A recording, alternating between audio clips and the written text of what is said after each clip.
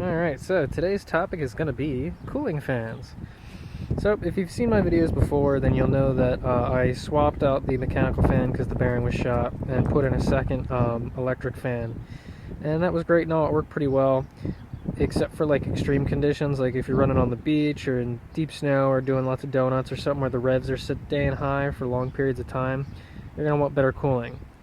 So the first thing that you can do is, if you already are going the dual electric route, is to upgrade to 95 to 96 XJ fans. They're 8-blade curved. I'll show you them in a second, but they push more air.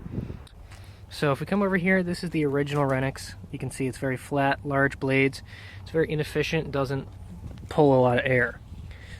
Now, if you go to I believe a 95 to 96 Cherokee, it still has the same plug that we need. So it's plug and play. It fits. It has the same exact form factor, but it's got 8 curved blades, and this thing pulls a lot more air. And it just looks nice too. The next step you could do is go to the 97 to 01 Cherokees. They have a 10-blade curved fan, which I hear pulls slightly more air, but it's got a different connector. So you'd have to swap connectors if you're interested in that. So if you just want a quick plug and play, you could do 2 of these regular fans and be fine. But I think it's time we go a step further. They leave a little bit of a gap on the passenger side of the radiator, so I'm thinking about going a little bit bigger. Everyone's heard about the Taurus dual electric fan. Well, I'm going to show you a Volvo dual electric fan. Well, looky here, a 97 Volvo S70. That has the super powerful fan. If you come in here, well, looky there. I don't know if that's considered the thin blade model or not. Looks like it's got the motor we want. If you come up here, it's got the Volvo relay pack for the 2-speed.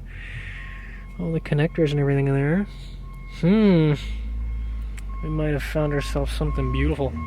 A couple T25 Torx bolts later and you're free. So make sure to get your little Torx bit out. You're gonna have to take the 2 top screws out completely. Now the bottom screws, it's only a slot, so you gotta crawl underneath and just unscrew it a little bit just to take the tension off. We're talking like, you know, half turn, full turn. You don't have to take the whole thing out. You can see it's still down there. Same on this side. You'll have to remove one of those hoses to get access to it, but that one I didn't have to touch. I just wiggled the fan enough and it slipped out. So we took the fan off the main shroud. The shroud's connected to this front part with a lot of parts, so I just want the fan anyway. Now for electrics, this is your relay box. It just slides out. You got 3 connectors, one that goes to the fan. You got these 2 yellow wires, or actually no, this is the power wire that goes very far away. Off the fan, you got the ground wire, don't forget that. And then I think these 2 yellows are the triggers, maybe, for high and low. So, if you notice, this fan motor should look very similar to the Ford Taurus, as I believe it is possibly the same motor. But it's real thin. Simon's. Cool. Sweet. Okay, so next step I guess is going to be trying to fit that Volvo fan in here. So I'm going to take this passenger side fan out, since there's a sizable gap that's not being used. So we're going to take that out. We're going to make a cardboard template of what we're working with so we can make a proper fan shroud and stuff. Okay, so I got some cardboard cut out and fit. So the only modification I had to do was cut this side up. The other side fits against the fan just fine. I close the hood, and that is as high as it can sit. So it's about level with this. So it just gives you an idea of what contacts what up on the hood. So now that we got that basic idea, we can start tracing out some other things, I guess, and figure out how exactly we're going to mount this thing. Alright, so we can get a feel for how this fan is going to mount. So I got it traced out. This is the bottom of the radiator here. So it comes across. This is the part that's going to be folded back. So I might have to trim into the plastic a little bit there if it doesn't fit right. And then this is the side over here in the top. So as you can see, the fan shroud, this is as high as it could sit. So we would be okay if we don't I have to mess with it, but if not, I can grind it flat if I need to, so it's not a problem. So the shroud that we're making only is to cover just the corners because of how big this fan is. See, there's barely that much over there. But the main thing that we're going to want to worry about is down here, because this section of fan is just going to be sitting there, and that's going to be, you know, taking away all the suction. So I might have to make a cover plate that covers just the bottom little half, so it really focuses the sucking power on the radiator. Now, when you make a fan shroud, the purpose of it is to make sure that the fan can properly suck what you want it to. So you want to be able to control where the air is going. So when the fan is sitting, you don't want it to sit right up next to the radiator. You actually want it to sit back a little bit. I forget what the measurement was. You want it to be between 1 to 2 inches away. Any closer and you're not really doing the job. Any farther and you're starting to lose the power. So somewhere a little bit past an inch is how far away from the radiator you want the fan to be for maximum suckage. So as long as we block off the sides and make a little like box for this thing, I think we'll be sitting pretty. Okay, so this is what I got cut out so far. You notice I got the inside area of the fan cut out, and then this is the outside where the shroud sits. So I got that measured up. Now, I'm glad I caught this early on, but this side that I drew on is the side that faces the radiator. So the fan's actually going to mount on the other side. So we're going to make sure that all these marks get flipped over to the other side. Because if we try mounting it here, this dash isn't going to be where it needs to be. But besides that, that's pretty much what we're looking at.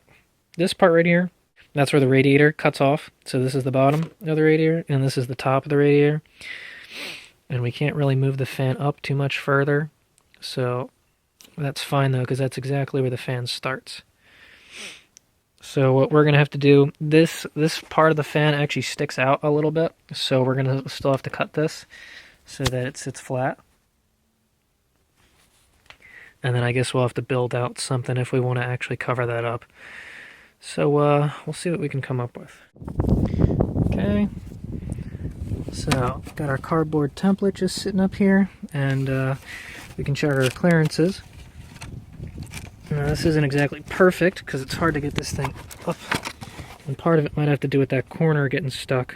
But if I pull the bottom in, it doesn't touch the belt, and it does have the clearance we need.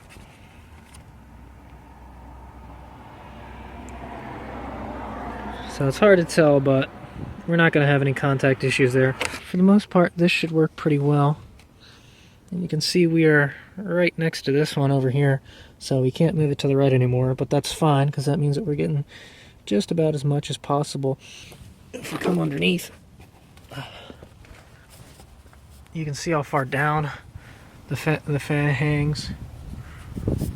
So that's what that mark over here was. So you can tell where this all starts and stops.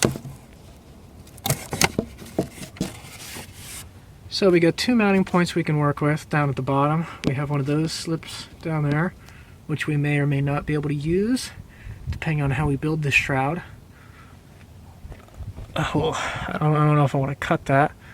The other one over here we could probably most definitely use, just because where it's at.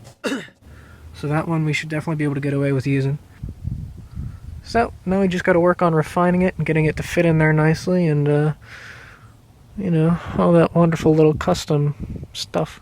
Okay, now comes the fun part of tracing it out onto a big sheet of metal. Now this stuff is really thin. I'm hoping that when it's cut smaller, it's not as flexible. But if it's really too flexible to work with, what I can do is either cut more pieces out of this or get some thicker steel and make some outside barriers or something like that, just some borders to stiffen up the frame a little. But this should do fine.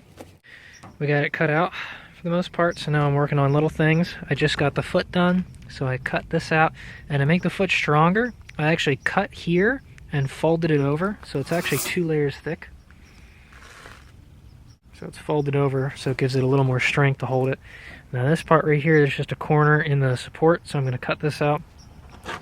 Now I've been using some tin snips, and they work fairly well. The only hard part with these, they cut really nice, And like I can do this left-handed, and I'm not a very strong person.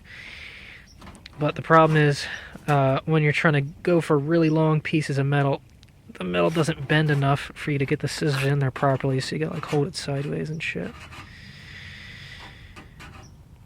But these things do cut very well.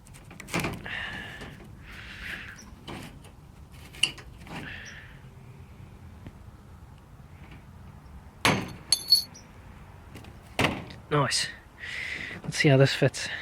Okay, so if you come over to the Jeep, oh look at that. She's fitting in there pretty well. So I got the notch cut out over here to clear this this little part.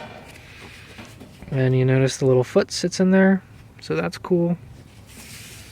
And we're sitting flush up against this fan.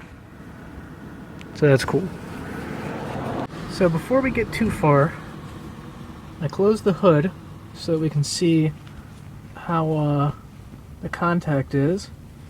It's kind of hard to tell. It looks like we have clearance for the most part. I don't really see anything too bad. So we should be able to start tracing it out and cutting. Okay, so I just drilled a couple holes into the shroud real quick and bolted the fan to it. Now, conveniently, one of the old fan holes that I was using lines up with the shroud and the fan, so that's one point. I'll hold it down. So at the bottom here, you can see that this is sticking out. So that we can get to sit a little tighter if we need to. We'll make a tab for that to pop into. But you can see how much of the fan is hanging down here. But spinning it, and there's no contact, so that's good. But actually, I already see an issue. Let's see if I can get you in there.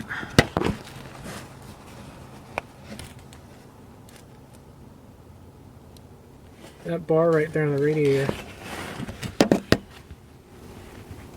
If we push this fan all the way, and it starts to contact that, yeah, it's going to be an issue. So we got two options. We either space the fan out a little bit, or we bend that bar in, because there is plenty of room for that to get bent in. I might do both. But this is why we test fit. I'm going to see if I can make a bottom foot. I'm going to weld on a tab right there, so that foot will catch on something so the bottom's held down, because the bottom does flap around a little bit. But if we wanted to, we could test it. I cut out that center bar, and now it seems like there's plenty of room for the fan. So we should be doing fine. So I figured I'd give you a quick look at the business end just to see what this thing looks like.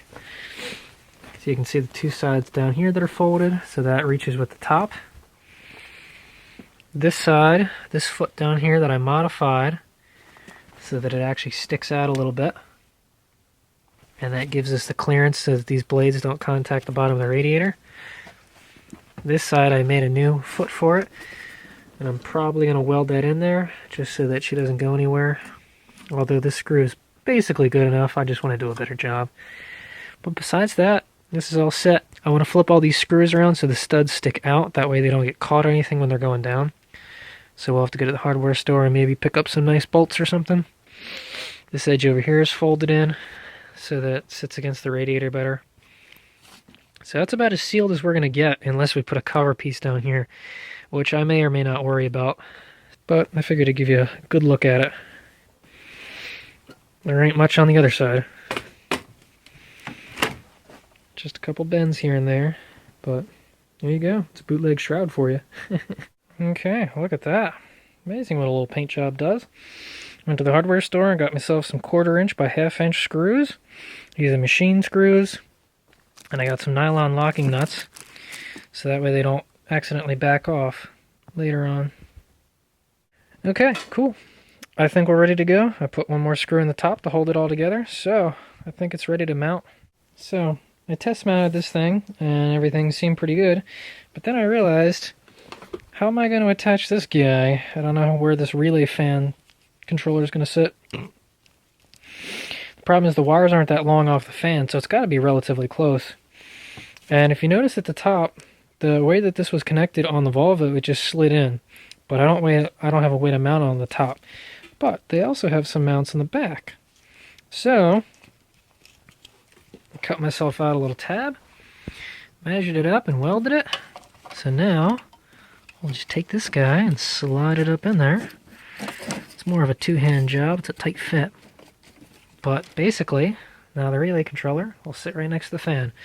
So the harness over here has got plenty of room to connect to it, and it's pretty much out of the way. Cool. Now I think we're finally ready for final mounting. Alright, so we're all cleaned up and everything's looking pretty good. So here's the final install of the fan. See, just chilling in there. Got the relay pack hanging there off that tab. Got our two battery terminals hooked up. I got the wires in a loom and they run across over there. I'm sure you guys would like to know how the fan actually works, right? Once the positive and the negative are hooked up, all you need to do is connect the yellow to something like a switch. You know, either something in the cab or something, and I'll show you guys how to wire this all up later. But I've been trying to figure out why the fan makes noise when it runs. It makes like a rubbing noise, and I couldn't figure it out for the life of me. And I think I figured it out. It's just a really small clearance issue. I'm not sure what's actually touching, but check this out. Plug this in here, and you can kind of hear it. But it usually makes that noise. But if I loosen this up a little bit, it stops. So now it's normal.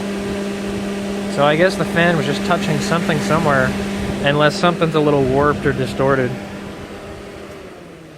So I found I had a bit of a rubbing issue here. I didn't quite cut this part as well as I should have.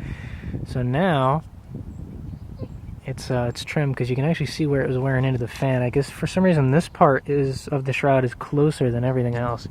Like everything else, there's a very sizable gap. Nothing really gets in the way, but this side was just really close for some reason. So I trimmed all that down, so now we shouldn't have any more annoying rubby issues. So now I think she's solid. Okay, so now that that's been trimmed, we can test it.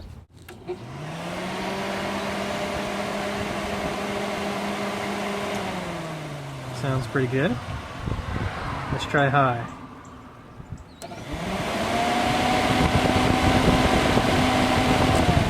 Nice.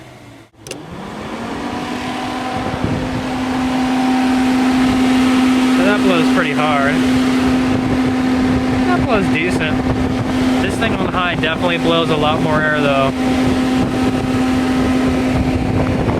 I dig it.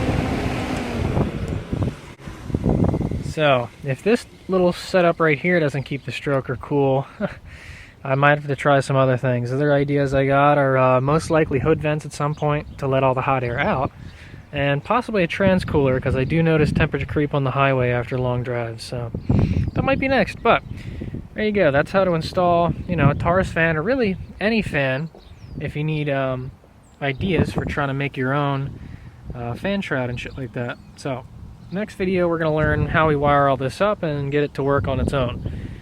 So yeah, so there you go. Volvo fan, 2-speed. Ooh.